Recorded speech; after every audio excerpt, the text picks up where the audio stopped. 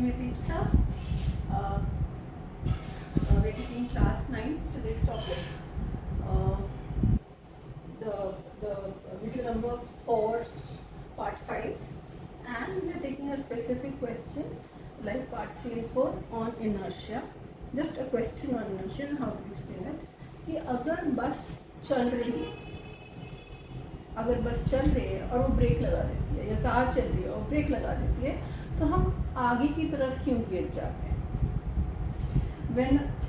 Why does a passenger get a jerk in forward direction? वो आगे क्यों गिर जाता है?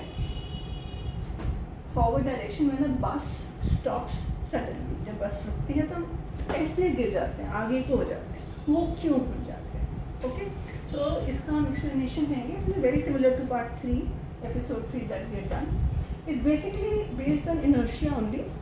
Okay, but here the inertia of motion is there. Remember in part 3 it was inertia of rest. I'll explain all this to you. Or first law of motion. अब देखो क्या हो रहा है. ये बस है, ये चल रही है, it's in motion, चले जाती है. तो जब बस चल रही है तो उसके अंदर जो पैसेंजर है वो भी तो मोशन में है. अब जब दोनों मोशन में है तो दोनों के पास इनर्शिया ऑफ मोशन होगा.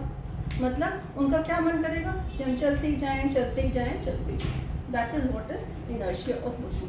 Initially the bus and passenger are both moving, both have inertia of motion.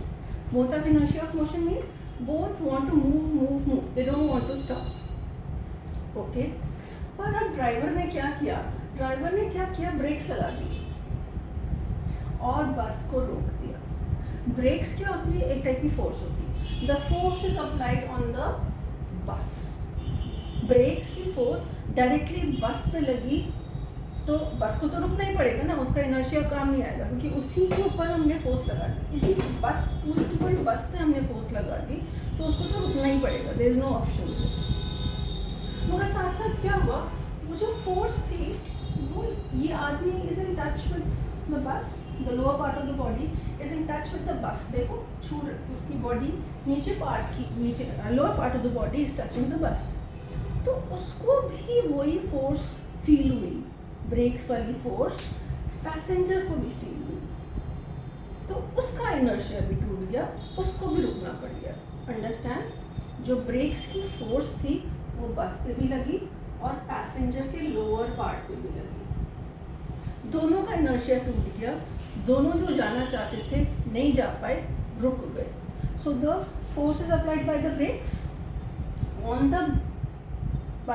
On the bus. So bus stop suddenly. उसका इनर्शिया काम नहीं आया. Now the passengers lower body is also in touch with the bus. उसके ऊपर भी force लग गई, उसका भी इनर्शिया खराब हो गया और उसको भी रुकना पड़ गया.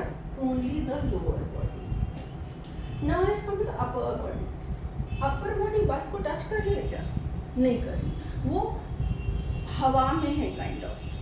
उसके ऊपर कोई फोर्स नहीं लगी. जब उसके ऊपर फोर्स ही नहीं लगेगी तो उसका inertia of motion will keep going on. तो इनर्शिया ऑफ मोशन की वजह से the upper part of the body will keep moving ahead. पहले क्या कर रही थी अपर body? Upper body was also moving and the lower body was also moving. अब लोअर बॉडी तो स्टॉप हो गई मगर अपर बॉडी के ऊपर फोर्स नहीं लगा तो वो चलती जा रही है. तो अपर बॉडी ऐसे फॉरवर्ड बेंड हो गई. So this is what is happening. Lower body stopped, upper body kept moving. The passenger's upper body does not get direct force.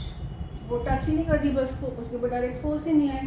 जब फोर्स ही नहीं आई तो उसका इनर्शिया खराब नहीं हुआ. उसका inertia exists for inertia of motion. तो वो मोशन कंटिन्यू करेगी and moves ahead. The body, the upper part of the body keeps moving ahead.